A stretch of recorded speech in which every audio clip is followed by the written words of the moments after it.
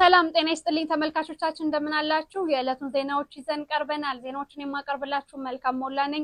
ወደ ቀዳሚው ዜና እናልፋለን።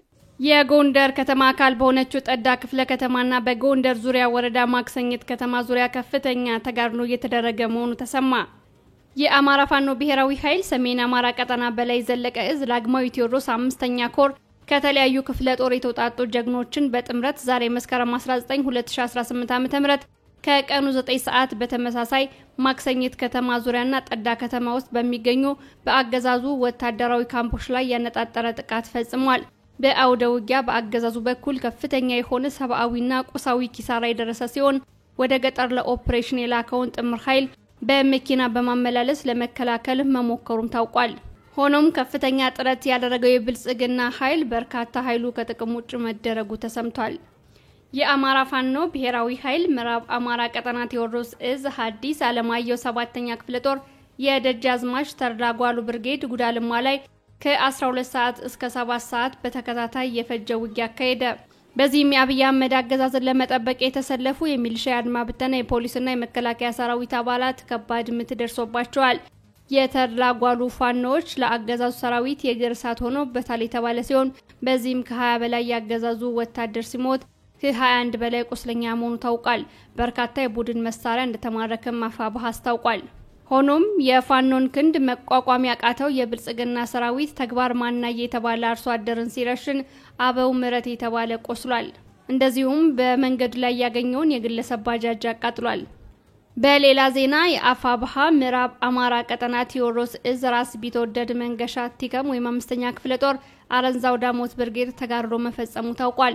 ዛሬ መስከረም 19 2018 ዓ.ም አገዛዙ ከፍኖተ ሰላም ከነበረው ካምፖ በመውጣት ወደ ገራይ ለመግባት ሙከራ ያደረገ ቢሆንም በፋኖች መመታቱ ታውቋል። በዚህም ከጧቱ 1 ሰዓት እስከ ረፋዱ 5 ሰዓት ተኩል በተደረገው ተጋድሎ በርካታ የብልጽግና ኃይል መመታቱ ተነግሯል። የአማራ ፋኖ ብሔራዊ ኃይል ሰሜን ብርቅዬ ክፍለ ጦር በአገዛዙ ኃይል ላይ ከባድ ምት ማሳረፉ ተገለጸ። መስከረም 17 የሚከበረውን የመስቀል በዓል እንደማዘናጊያ መልካም አጋጣሚ በመጠቀም የተንቀሳቀሰው የብልጽግና ሰራዊት ከ55 በላይ ኃይሉ ሙት መሆኑ ታውቋል። ከ25 በላይ ቁስለኛ እንዳለም ተገልጿል። 35 የነፍስ ወከፍ መሳሪያ በፋኖ መማረኩ ተነግሯል። በሰሜን ጎንደር ዞን ጠለምት ወረዳ በስቂያ በተል ልዩ ስሙ ዋሊ አንገት በተባለ ቦታ በተደረገ ተጋድሎ የአብይ ኃይል ከፍተኛ ምት ደርሶበታል። ድሉን ያስመዘገበው የአፋብኃ የራስ አሞራው 3ኛ ኮር ሰሜን ብርቅዬ ክፍለ ጦር መሆኑም ታውቋል። ዘመቻ አርበኛ አደም አሊ አባናደው ቀጥሏል። የንጉስ ሚካኤል ኮር ከሸዋን ግዛው ክፍለ ጦር 4 ከተሞችን ለመቆጣጠር ባደረጉት ተጋድሎ ሁለቱን በመቆጣጠር ከ70 በላይ ያገዛዙ ኃይል ላይ ጉዳት ማድረሱ ተነግሯል። 6ኛ ቀኑን በያዘው ዘመቻ አርበኛ አደም አሊ አባናደው ሸዋን ግዛው ክፍለ ጦር መስከረም 18 2018 ዓ.ም ንጋት 1 ሰዓት ጀምሮ እስከ ቀኑ 11 ሰዓት ሙሉ ቀን በተደረገው ተጋድሎ ከላላ ወረዳ ቲራቲር ልጓምና ቱሊያ 4 ግንባር ላይ በርካታ ያገዛዙ ሰራዊት መመታቱ ተነግሯል። ተጋድሎውን 4 ከተሞች ማለትም ከላላ፣ ቲራቲራ፣ ልጓምማና ቱሊያ ከተሞችን ለመቆጣጠር ያለመ ሲሆን ከብርቱ ትንቅንቅ በኋላ ከ70 በላይ ያገዛዙ ኃይል መመታቱና ቲርቲራና ቱሊያ ከተሞችን በፋኖ ቁጥጥር ስር ማስገባት መቻሉ ታውቋል። ከሸዋን ግዛው ክፍለ ጦር አፈሙዝ አምልጦ ከቲርቲራ ወደ ልጓምማ ይጓዝ የነበረ 3 መኪና የብልጽግና ኃይል አደም አሊ ወይም አባናዳው ክፍለ ጦር 4ኛ ሻለቃ ከልጓምማ በቅርብ ርቀት ላይ ደፈጣ በመያዝ ከ10 በላይ ያገዛዙ ኃይል መመታቱ ተነግሯል። የውባንተ አባተ ክፍለ ጦር አዳዲስ ፋኖችን አስመረቀ። የአማራ ፋኖ ብሔራዊ ኃይል ምስራቅ አማራ ቀጠና ሚኒሊክ እዝ ላስታ ጄኔራል አሳምነው ጽጌ ኮር ሜጀር ጄኔራል ውባንተ አባተ ክፍለ ጦር በመቄት በርካታ ፋኖችን አሰልጥኖ አስመርቋል። በምረቃ ስነ ስርዓቱ ላይ ንግግር ያደረገው የውባንተ አባተ ክፍለ ጦር ዋና አዛዥ አርበኛ ኮማንዶ ፍቅሩ ጎበዜ በአውደ ውጊያው አገዛዙን በማንበርከክና ትግሉን ህዝባዊ መሰረት እንዲኖረው ለማድረግ እየሰራ ነው ብሏል። የውባንተ አባተ ክፍለ ጦር መደበኛ ሰራዊት በመሆኑ እንኳን ደስ አላችሁ ታሪካዊ ጀብዱ ለመፈጸምም ተዘጋጁ ሲል መልእክቱን አስተላልፏል። የክፍለ ጦሩ ምክትል አዛዥ አርበኛ ሸጋ ወርቄ በበኩሉ የትግሉን መሰረታዊ ዓላማ በንድፈ ሐሳብ ስልጠና ያገኛችሁትን አቅም በመጠቀም በተግባር እንድታረጋግጡ አልጠራጠርም ብሏል። አማራ እንደ ህዝብ የገጠመውን ስርዓታዊና መዋቅራዊ ጥቃት ደባቅ በመምታት የአባቶቻችንን ታሪክ እንድትደግሙ ታሪካዊ መልእክቴን አስተላልፋለሁ ብሏል። ነፃ በወጡ ቀጠናዎች ህዝባዊ ውይይት እየተደረገና ያስተዳደር መዋቅር እየተዘረጋ መሆኑን ሰምቷል። የአማራ ፋኖ ብሔራዊ ኃይል ምስራቅ አማራ ቀጠና ሚኒሊክ እዝ ልጅ ኢያሱ ኮር ነፃ ባወጣቸው የሰሜንና የደቡብ ወሎ ዞንና ወረዳ ከተሞች ላይ ሰፊ ህዝባዊ ውይይቶችን በማድረግ ህዝባዊ አስተዳደር እያዋቀረ ይገኛል። ዛሬ በሰሜን ወሎ ዞን ሀብሮ ወረዳ መርሳ ከተማ ከነዋሪው ጋር ህዝባዊ ውይይት ተደርጓል። የቀጣይ አቅጣጫም ተቀምጧል። በእለቱ የተነሱ ሐሳቦችም የትግሉ መነሻ ምክንያት ለህዝቡ ተብራርቷል። ትግሉ አሁን ያለበት ጠቅላላ ሁኔታ፣ ትግሉ ያመጣው መልካም አጋጣሚ፣ የትግሉ ተግዳሮቶችና የትግሉ ቀጣይ አቅጣጫ ምን መሆን እንዳለበትም ንግግር ቀርቧል። መንግስት አሁን ያለበት ወቅታዊ ቁመናም በተለይም በወታደር በፖለቲካና በዲፕሎማሲ ያለበት አቅሙ ምን ላይ እንደሆነ ለህዝቡ ማብራሪያ ተሰጥቷል። በአስተዳደርና በጸጥታ ጉዳይ የሀገር ሽማግሌዎች፣ የሰላም ኮሚቴዎች፣ የቅሬና የድር እንዲሁም የእምነት አባቶች ሚና ምን መሆን አለበት በሚል ውይይት ተደርጓል። እንዲሁም የወጣቱም ኃላፊነት ተዳስቷል። የፋኖና የህዝብ ግንኙነት ምን መሆን አለበት በሚልም ከህዝቡ ጋር ውይይት ተደርጓል። በውይይቱም ህዝቡ ደስተኛ እንደነበር ተነግሯል። በተለይም አገዛዙ ፋኖ ሙስሊም ጠል ነው ብሎ ሲነዛው የነበረ ፕሮፓጋንዳ ፍሬ ቢስ መሆኑም ታውቋል። በቀጣይም ፋኖዎች ከህዝቡ ጋር ውይይት እንዲያደርግ ጠይቀዋል።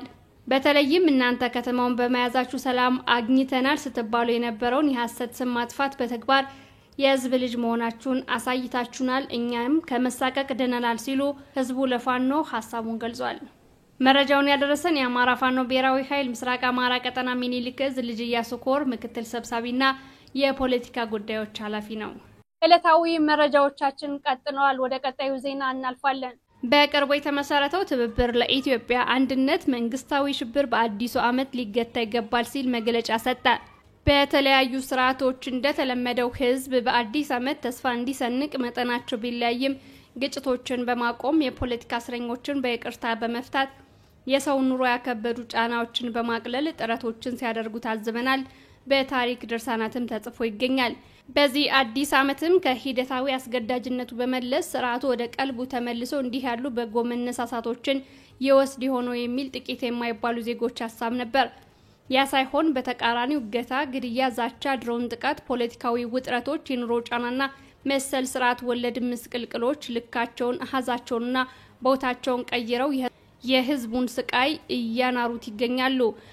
በሰሜን ወሎ ዞን ከወልዲያ 20 ኪሎ ሜትር ርቀት የምትገኘው ሳንቃ ከተማ በመስቀል በዓል ዕለት ከቀኑ 6 ሰዓት ጤና ጣቢያ ላይ በተፈጸመ የድሮን ጥቃት ቤተሰብ ሲያስታምሙ የነበሩ 3 ሰዎች ተገድለዋል።